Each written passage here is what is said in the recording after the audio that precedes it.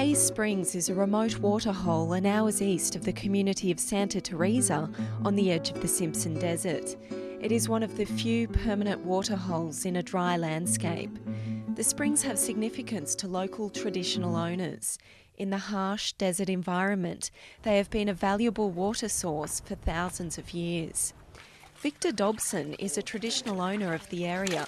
Along with his mother Veronica, Victor is passionate about preserving these remote waterholes. These were important sources of water for our families and our ancestors. They used to come and maintain the springs, come and clean them out and drink the water, and probably even hunt around here and find bush food. So it was a very important place for our ancestors.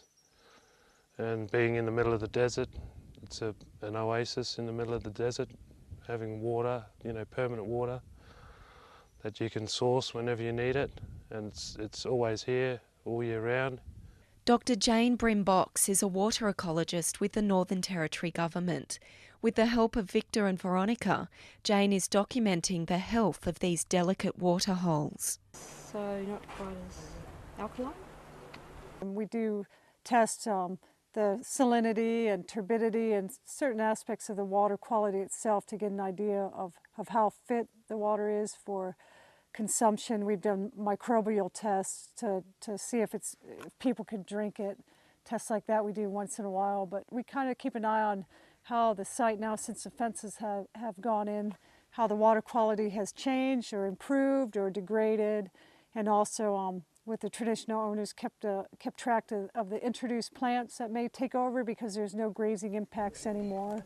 So just keep doing some of the maintenance, and one of the big aspects is looking at the animals that live in the water, and because we're aquatic ecologists, we can, using some of these animals, get an idea if the water quality is improving, because some of them are more sensitive than others. Surveillance cameras have been placed around Hayes Springs.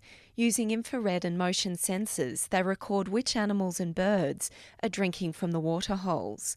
As Dr. Brimbox says, a picture tells 1,000 words.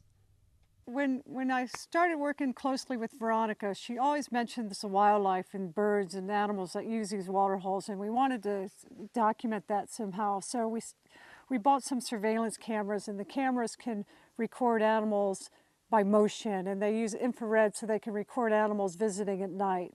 And one of the objectives of the cameras was not only the animals that are in the water, but to show people outside of the traditional owners how important these areas are for wildlife and birds. And traditional owners know it and they talk about it, but it's been difficult for me and perhaps others to convince people how important these really fairly small sites are and in the landscape and the ecosystem services you could say that they provide. So we bought these cameras and we've been putting them out here and at other sites to document, a picture's worth 1,000 words, what these sites mean to animals that use them for drinking and for other uses.